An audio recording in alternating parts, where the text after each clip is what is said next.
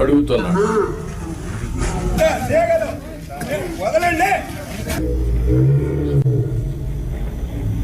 Okay, then అది చొక్కా పట్టుకున్నట్టు చిత్రీకరించడం, అది రైట్ టైంలో చెప్పకపోతే ఇప్పుడు కొంత ఫేక్ ఫెలోస్ అంతా వచ్చేసి సోషల్ మీడియాని మిస్యూజ్ చేసి ఇష్టానుసారంగా ఇలాంటి వేసే పరిస్థితికి వచ్చారు. మొన్న మీరు చూశారు, ఈ గవర్నమెంట్ చాలా క్లియర్గా ఉన్నాం, పొలిటికల్ విక్టిమైజేషన్ చెయ్యం. అదే సమయంలో తప్పు చేసిన వాడిని మాత్రం వదిలిపెట్టాం. And I very clear on that. మళ్ళీ జీవితంలో తప్పులు చేయాలంటే భయపడాలి ప్రజాస్వామ్యంలో. ఈరోజు చేసి తప్పించుకుంటాడు అంటే అది ప్రభుత్వ అసమర్థత. మనం తప్పులు చేస్తే మనకు కూడా అది జరుగుతుంది. That is the message I want to give it very clearly. మీకు కూడా క్లారిటీ ఇస్తున్నాను. ఏ తప్పు చేసినా వదిలిపెట్టం, కానీ పొలిటికల్ విక్టిమైజేషన్ మాత్రం ఉండదు. మనం మాట్లాడుతూ 36 మందిని చంపేశారని ఢిల్లీకి పోయి ధర్నాలు చేశారు. మేము అసెంబ్లీలో అడిగాం, ఆ 36 పేర్లు ఇవ్వండి. 36 మంది చంపేసి ఎఫ్ఐఆర్ ఉంటుంది కదా, ఎఫ్ఐఆర్ ఇవ్వండి, నేను యాక్షన్ తీసుకుంటా. ఇంతవరకు ఇవ్వాలి. అంటే రాజకీయాలు కూడా మారాయి. ఆ విషయం మీరు గుర్తుపెట్టుకోవాలి. రాజకీయ నాయకులు పేపర్ పెట్టుకొని, టీవీ పెట్టుకొని, సోషల్ మీడియాలో తప్పుడు ప్రచారం చేసి గవర్నమెంట్ని సెబటైజ్ చేసే పరిస్థితికి వస్తున్నారు. ఇది అన్టాలరబుల్. నేను I'm very clear on that. How to handle, will educate people. చట్టపరంగా కూడా యాక్షన్ తీసుకుంటాం. ఎవరిని కూడా ఎక్కడ కూడా వదిలిపెట్టే పరిస్థితి ఉండదు. ఆ విషయం మీరు గుర్తుపెట్టుకోవాల్సిందిగా నేను కోరుతూ, ఇది మీరు నోటీస్ చేసుకోవాలి. ఎంత పని చేసినా, కష్టపడి పని చేసినా ఆ ఫలితాలు రాకుండా విష ప్రచారం చేయడం మొదలు పెడితే మనకి ఇబ్బందులు వస్తాయి. అది కూడా గుర్తుపెట్టుకొని ఎక్కడిక్కడ కౌంటర్ చేయడం అన్నీ చేయాల్సిన అవసరం ఉంది. ఇంకొక పక్కన 2047 గవర్నమెంట్ ఆఫ్ ఇండియా ఒక విజన్ డాక్యుమెంట్ తయారు చేశారు. మనం కూడా పేరేం పెట్టాలని ఆలోచిస్తున్నాం. వికసిత ఆంధ్రప్రదేశ్ లేకపోతే ఇంతకుముందు స్వర్ణ ఆంధ్రప్రదేశ్ పెట్టాం. ఏదైనా సరే అక్టోబర్ 2వ తారీఖున మన విజన్ డాక్యుమెంట్ మనం రిలీజ్ చేస్తున్నాం. మీతో ఆ నీతి ఆయోగ్ వాళ్ళందరూ కూడా వచ్చి మాట్లాడతారు.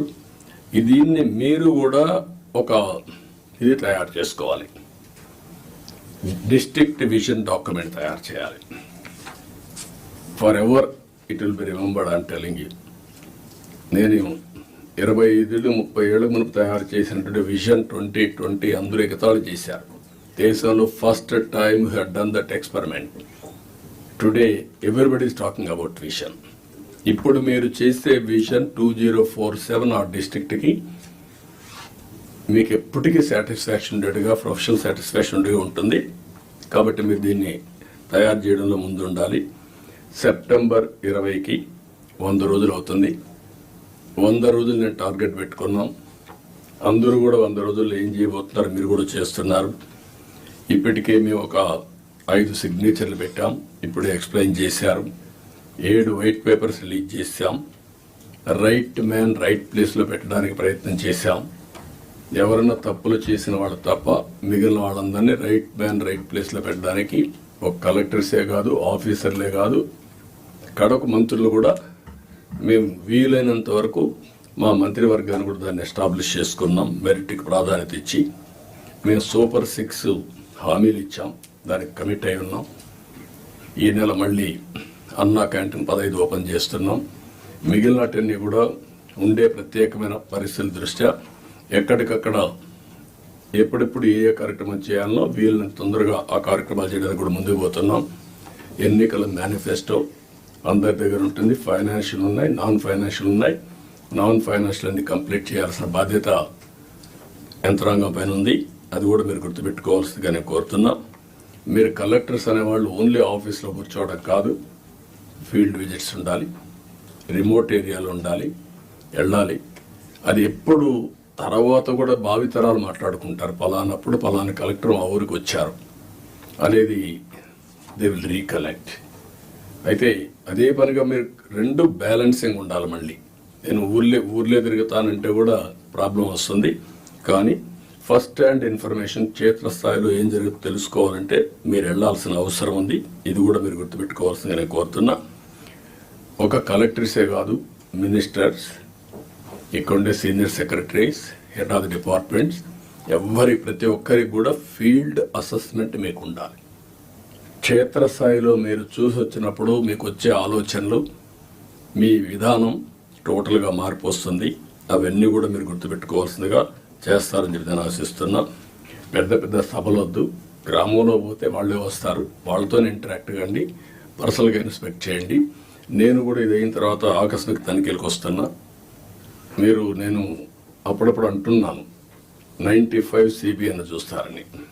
ఇంకా నేను స్పీడ్ పెంచలేదు, ఇంకా రాలా 95 CBNకి.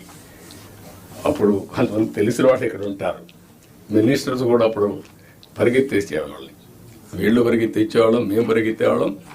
ఆఫీసర్లు అయితే చాలా ప్రైడ్గా ఫీల్ అయ్యారు. ఈరోజు హైదరాబాద్ కానీ మొత్తం డెవలప్మెంట్స్ కానీ ఆఫీసర్లే చేశారు. ఈ విషయం కూడా మీరు గుర్తుపెట్టుకోవాలి. ప్రజలు మాకు మ్యాండేట్ ఇచ్చారు. సమాజంలో ఉండే బెస్ట్ పీపుల్ని మిమ్మల్ని సెలెక్ట్ చేశారు డిఫరెంట్ సర్వీసెస్లో. You are professionals. ఆ calibre, administration, organisation skills, communication skills అవి మీకున్నాయి. మాకు ప్రజలు గౌరవించారు, మమ్మల్ని ఎన్నుకున్నారు. ఎన్నుకొని మీ ద్వారా పనులు చేయించాలి. ఆ విషయం మీరు గుర్తుపెట్టుకోవాలి. మేము పని చేయించకపోతే మా తప్పు, కానీ మేమే పని చేయాలి అంటే కుదరదు. మా బ్యాక్గ్రౌండ్ ఇవన్నీ వచ్చినప్పుడు ఈ విషయంలో మీరు అందరూ కూడా క్లారిటీ పెట్టుకొని ముందుకు పోవాల్సిన అవసరం ఉంది. నేను వచ్చినప్పుడు ఒక అంగన్వాడీకి పోతా, డ్రైన్స్ పోతా, డోంట్ మిస్టేక్ మీ. ఒకప్పుడు డ్రైన్లో IAS ఆఫీసర్లు దించిన రోజులు కూడా ఉన్నాయి. దిగి చూడమా ఎట్లుందని మీరు ట్రైన్ ఒకసారి దిగండి, మీకు ఒక ఐడియా వస్తుందని తిప్పి చూపించిన రోజులు ఉన్నాయి. చెత్త ఉంటే అవన్నీ చూపించిన రోజులు ఉన్నాయి. అక్కడే మీడియాలో ఎక్స్పోజ్ చేసిన రోజులు ఉన్నాయి. తర్వాత అంత హార్ష్గానే పోలేదు, కానీ దట్ వర్ ది డేస్. కానీ అదే మరి హైదరాబాద్ని బిల్డ్ చేయడం కూడా వీళ్ళే బిల్డ్ చేశారు, IT కూడా వీళ్ళే చేశారు. అది ఈరోజు మనకు ఒక ఔటర్ రింగ్ రోడ్డు కావచ్చు, ఆలోచనలన్నీ వీళ్ళ ద్వారానే వచ్చాయి. ఈ విషయం మీరు గుర్తుపెట్టుకోవాల్సిందిగా నేను కోరుకుంటూ, ఫైనల్గా ఇప్పుడే పవన్ కళ్యాణ్ గారు చెప్పినట్టు ఫ్యామిలీ కనీస అవసరాలు ఏమేం కావాలి will guide you. Current, toilet, లేకపోతే గ్యాస్, ఈ మినిమం అవసరాలు ఇన్ఫ్రాస్ట్రక్చర్ ఏముందో అన్ని ఇండ్లకు ఇచ్చే బాధ్యత రావాలి. Number 2, village street lights, cement roads, drains, waste management, దీని మీద కూడా మీకు క్లారిటీ రావాలి. ఇవన్నీ కూడా సిస్టమ్ స్వచ్ఛ భారత్ రిపోర్ట్ నేనే ఆలోచించాం. ఇంకా కూడా వింగ్ ఉంది, గవర్నమెంట్ ఆఫ్ ఇండియా కూడా చేస్తున్నారు. దాన్ని లాజికల్గా తీసుకుపోవడంలో ఇంకా మనం ఇది చేసాం. Last time waste energy plants తీసుకొచ్చాం, ఒక 2 ఆపరేషన్కి వచ్చాయి, మిగిలిన రాకుండా పైన వదిలేశారు. ఆ రోజు ఏదైతే వేస్ట్ నుంచి సంపద, విలేజ్లో కాంపోస్ట్ తయారు చేయడానికి పెట్టాం, రీసైక్లింగ్ పెట్టాం, అవన్నీ కూడా డిస్మాండిల్ చేశారు. అవన్నీ చేసి ఒక పరిశుభ్రమైన గ్రామాలుగా తయారు చేయడం. 3వది అక్కడి నుంచి లాజిస్టిక్స్, కమ్యూనిటీ లాజిస్టిక్స్.